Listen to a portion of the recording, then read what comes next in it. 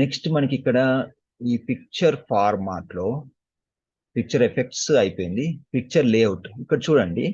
ఇదేంటంటే మీరు సరే దీనికోసం నేను కొన్ని పిక్చర్స్ అంటే ఒకటే పిక్చర్ ఉంటే దానికి లేఅవుట్ చేయాల్సిన అవసరం లేదు. మీరు ఒక 5-6 పిక్చర్స్ ఇన్సర్ట్ చేసుకున్నారనుకోండి, అప్పుడు ఆ అపియరెన్స్ ఎలా ఉండాలి అనేది మనం అక్కడ చూసుకోవచ్చు. సో నేను వరుసగా ఒక 6 పిక్చర్స్ ఇన్సర్ట్ చేస్తాను. వాటి లేఅవుట్ మనం అక్కడ సెట్ చేసుకుందాం. ర్యాండమ్ గా 1 2 3 4 5 6 ఓకే ఇన్సర్ట్ అన్నాను.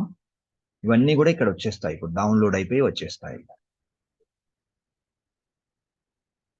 ఓకే, సో మనకి ఇలా వచ్చాయండి. వీటన్నిటిని నేను సైజ్ తగ్గిస్తున్నాను. సైజ్ ఎలా తగ్గించుకోవాలి? ఒకదాన్ని నేను ఇలా తగ్గిస్తే అన్ని తగ్గుతాయి, ఎందుకంటే అన్ని సెలెక్ట్ అయి ఉన్నాయి.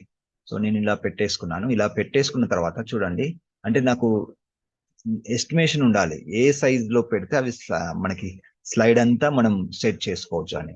ఇలా పెట్టుకున్న తర్వాత పిక్చర్ లేఅవుట్ లో చూడండి, ఇలా పెట్టాను అనుకోండి, ఏమవుతుంది చూడండి.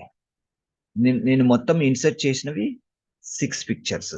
ఆ 6 ని సిస్టమ్ ఈ పవర్ పాయింట్ అనేది ఒక మంచి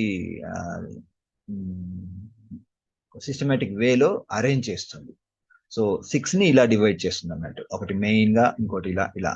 మీకు ఏ లేఅవుట్ నచ్చితే ఆ లేఅవుట్ పెట్టుకోండి. అంటే ఇది ఎప్పుడు యూజ్ అవుతుందంటే, మీరు ఎప్పుడైనా ఫోటో కొలైజ్ చేస్తున్నారనుకోండి, ఫొటోస్ అన్ని పెట్టుకున్నారనుకోండి, ఒక స్లైడ్ లో మీరు ఎన్ని పిక్చర్స్ ఉంచుకోవాలనేది ఉంచుకోండి. 3 4 5 అలా.